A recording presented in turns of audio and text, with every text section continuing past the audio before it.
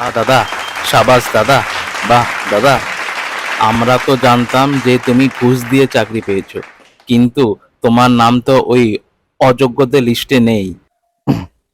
হুম, কি বলতো, সবাই হিংসে করে।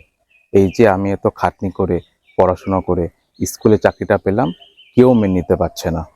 কিন্তু আমরা তো শুনেছি যে তুমি পড়াশোনা বাদ দিয়ে মেয়েবাজি করো।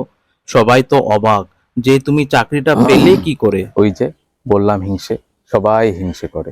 শোন, আমি বলি, পড়াশোনাটা হলো একটা সুন্দর জিনিস। তুই যদি পড়াশোনাকে ভালোবাসিস, তবে পড়াশোনাও একদিন তোকে তার ফল দেবে। হ্যালো। হ্যাঁ, কি বলছিস? এটা কি করে সম্ভব? আমার নাম কি করে অযোগ্যদের লিস্টে আসবে? হ্যাঁ, পরে আবার দুজনের নাম যোগ হয়েছে, আর তার মধ্যে আমার নাম আছে। পৃথিবীতে না কেউ সৎ না, কেউ না।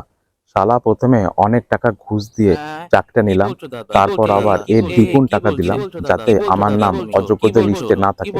এই তোরা চুপ কর। আচ্ছা শোন না, এই চাকরিটা তো গেল মনে হচ্ছে। বলছি যে আইপিএস হবার জন্য কত টাকা ঘুষ লাগে রে?